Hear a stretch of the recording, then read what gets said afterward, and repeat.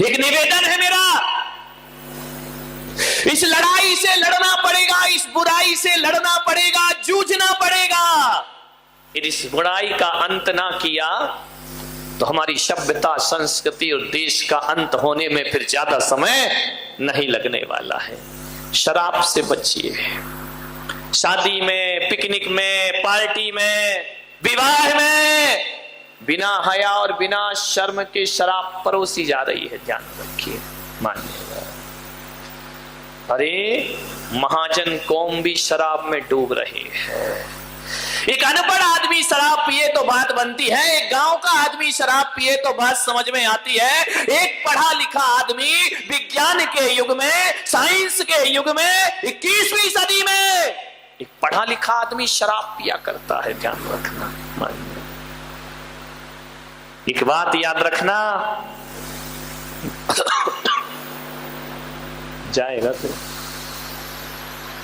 इशारे मत कर। यहां गिलासों में जो उभरे फिर न डूबे जिंदगानी में, गिलासों में जो डूबे फिर न उभरे जिंदगानी में, और हजारों बह गए इन बोतलों के बंद पानी में। ध्यान रखिए, आज जितने लोग नदी तालाब में, कुओं में डूबकर मरते नहीं है, जितने लोग नदी तालाब में डूबकर नहीं मर रहे, उससे ज्यादा लोग चुल्लू भर शराब में डूब करके मर रहे हैं, जिंदगी बर्बाद कर रहे हैं। अरे नदी में डूबा आदमी तो फिर भी मौत को प्राप्त हो जाता है, लेकिन शराब में डूबा आदमी तिल तिल करके मौत को प्राप्त होता है। ना तो वो जी पाता है और ना वो अच्छे से मर पाता है।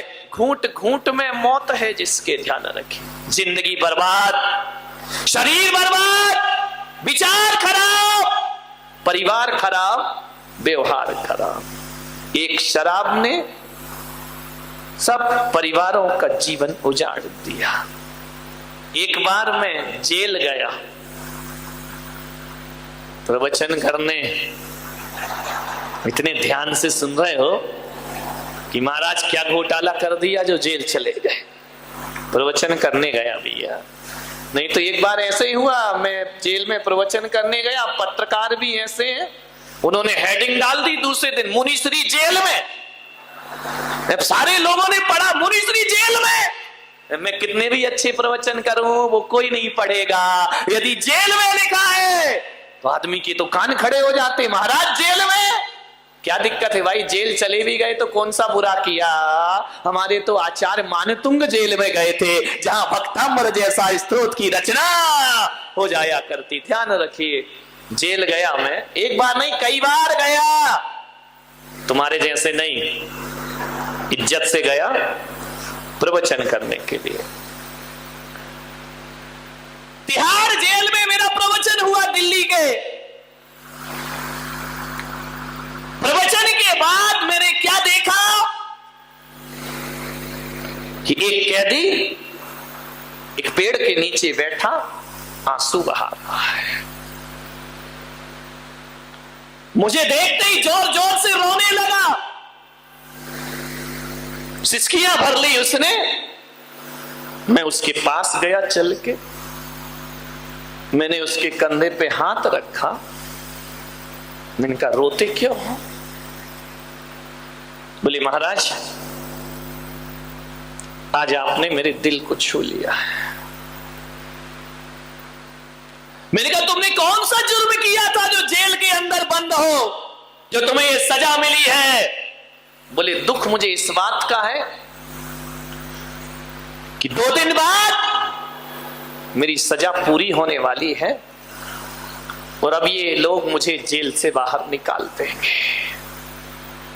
तो मैंने कहा ये तो खुशी का दिन है, ये तो आनंद का दिन है, ये तो खुशियां मनाने का दिन है, तुम दुखी क्यों हो रहे हो? उसने मेरे पैर पकड़े, महाराज मैं आपके चरण पकड़ता हूं, किसी भी तरह से आप मेरी सजा बढ़वा दीजिए। मैंने कहा सजा बढ़वा दूं?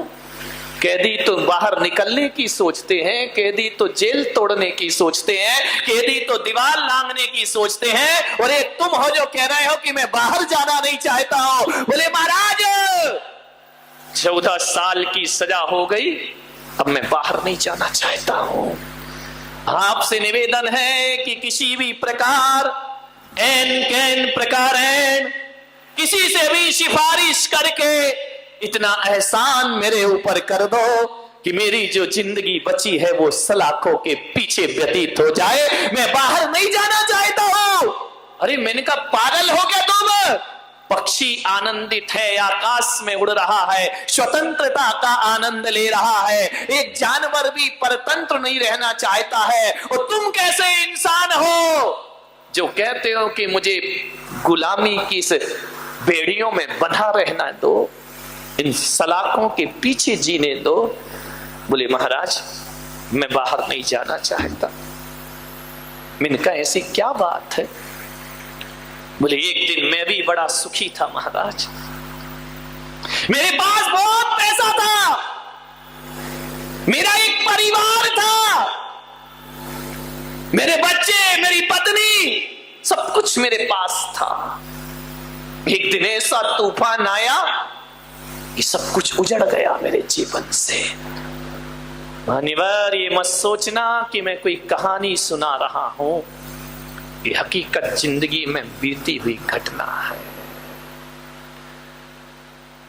उसने कहा महाराज मैं गलत संगति में पड़ गया, गलत लोगों की दोस्ती में पड़ गया, पैसा था, अय्यासी करने लगा, मेरी संगति गलत हो गई। लोगों ने मुझे शराब पिलाना सिखा दिया, लोगों ने कहा कि पी लो यार शराब। मैं तो वो आदमी था जो रात में भोजन भी नहीं करता था, रात में पानी भी नहीं पीता था, लेकिन मेरी उठक बैठक ऐसे लोगों के साथ मिलना जुलना हो गया, उन लोगों ने धीरे धीरे मुझे शराब पिलाना सिखा दिया। जब मैं कहता कि मैं शराब नहीं पीऊंगा, मैं पीता नहीं हूं, तो लोग मुझे ताने मारते कि देश 21वीं सदी में पहुंच गया, ये दुनिया की फैशन है, ये दुनिया का स्टेटस है, ये दुनिया का स्टैंडर्ड है, पी ले बेटा। बहुत मुझे कह कह के मजबूर कर कर के पिला दिया।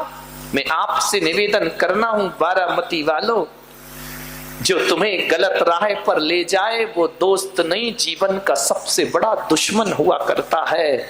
और मैं आपसे इतना ही आग्रह करूंगा, इन युवाओं से निवेदन करूंगा कि जीवन में जब भी बुराइयां आती हैं तो माता पिता के द्वारा नहीं आती, जब भी जीवन में बुराइयां आती हैं तो दोस्तों के द्वारा जीवन में बुराइयां आती हैं। अरे दोस्त दो तरह के होते हैं, एक वो है जो हमारे जीवन में दोष को लाते हैं, वही भी दोस्त हैं, और एक वो दोस्त होता है जो जीवन से दोषों को समाप्त कर दिया करता है, एक दोस्त वह भी हुआ करता है।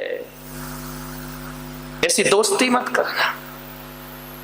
आपसे निवेदन है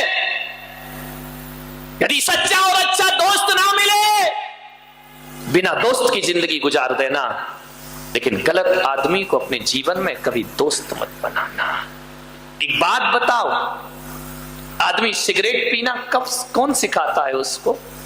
मम्मी पापा? मैं तो कहता हूं कि जो बाप सिगरेट पीता है ना, वो भी चाहता है कि मेरा बेटा सिगरेट ना पिए, ध्यान रखना। एक शराबी भी चाहता है कि मेरा बेटा शराब ना पिए, एक नशा करने वाला भी यही चाहता है कि मेरा बेटा नशा नहीं करना चाहिए। यदि नशा अच्छी चीज होती तो एक शराबी अपने बेटे को शराबी बनाना क्यों नहीं चाहता है? उसको सिगरेट पिलाना क्यों नहीं चाहता है? सोचना है। ये बुरी चीजें, शराब बहुत खराब है मेरे भाई, ध्यान रखना। कौन सिखाता है ये शराब पीना? कौन सिखाता है ये सिगरेट हाथों में रखना? दोस्त सिखाते हैं, ध्यान रखना। न पत्नी से अवगुण आता है, ना माँ बाप से आता है, ना रिश्तेदारों से, ये बुराइयां आती है दोस्तों से, ध्यान रखिए। मैं आपसे निवेदन करता हूं ऐसी संगति से दूर रहिए, क्योंकि जैसी संगति होती है वैसे ही आदमी की मति हुआ करती है, और जैसे ही दोस्त होते हैं वैसे ही उसका जीवन हुआ करता है। मैंने आपसे एक दिन और कहा था ना कि किसी आदमी के चरित्र को पहचानना है तो उसकी खानदान कभी मत देखना। किसी आदमी के चरित्र को पहचानना है, उसकी डिग्री मत देखना। किसी आदमी के चरित्र का परिचय लेना है, उसके रिश्तेदार मत देखना, उसका मकान मत देखना, उसकी दुकान मत देखना। आदमी का असली चरित्र यदि पता करना है तो उसके दोस्त देखना और उसके यार देखना, क्योंकि आदमी जैसा होगा वैसे ही दोस्तों की संगति पसंद करेगा। ध्यान रखिए मान्यवर, यदि आप अच्छे हैं, गलत दोस्तों की संगति आप पसंद नहीं कर सकते हैं। ध्यान रखिए, संगति पर विशेष ध्यान देना। ये दोस्त माल में तो साथ देते हैं, लेकिन मार में कोई भी साथ देने वाला नहीं है। उस आदमी से जो जेल का कैदी था, मैंने कहा देख, जब इन दोस्तों ने तुझे शराब पिलाई, जब तू गलत काम करता था, चार चार दोस्त तेरे आगे पीछे रहते थे, और जब तू पकड़ा गया तो आज सलाखों के भीतर अकेला आकर के बैठा हुआ है। कोई भी दोस्त तेरे साथ आने वाला नहीं। दोस्तों से सावधान, संगति से सावधान। किसके साथ उठ रहे हो, बैठ रहे हो, ध्यान रखिए, पूरा जीवन बर्बाद हो जाएगा। कोई दोस्त ना मिले ना तो भगवान को अपना दोस्त बना लेना, जिंदगी संवर जाएगी तुम्हारी। ध्यान रखना, जाम पर जाम पीने से क्या फायदा, रात चढ़ेगी सुबह उतर जाएगी। प्रभु नाम का प्याला पी, तेरी जिंदगी संवर जाएगी। ध्यान रखिए, विचार करना है आपको, दोस्तों से बचे। उस आदमी ने मुझे बताया कि महाराज मैं शराब पीने लगा और ऐसा आदी हुआ, शराब का ऐसा आदी हुआ कि अब शराब के बिन जीना मेरा मुश्किल हो गया। एक बात याद रखना, कोई भी शराबी जिंदगी भर शराब नहीं पीता। कोई भी शराबी यदि शराब पीता है तो जिंदगी में पहली बार शराब पीता है, बस। उसके बाद कभी शराब नहीं पीता है। बारामती वालों का मुझे नहीं मालूम कि रोज पीते हैं कि कभी कभी पीते हैं। एक शराबी पहली बार शराब पीता है, फिर जिंदगी में शराब नहीं पीता, फिर कहानी बदल जाती है। पहली बार में तो आदमी शराब पीता है, उसके बाद शराब आदमी को पीना प्रारंभ कर देती है। आदमी सोचता है कि मैं घूंट घूंट पीकर बोतल खाली कर रहा हूं, लेकिन शराब कहती है पागल, तू क्या मुझे खाली करेगा, मैं तेरी जिंदगी को खाली कर रही हूं। ध्यान रखना।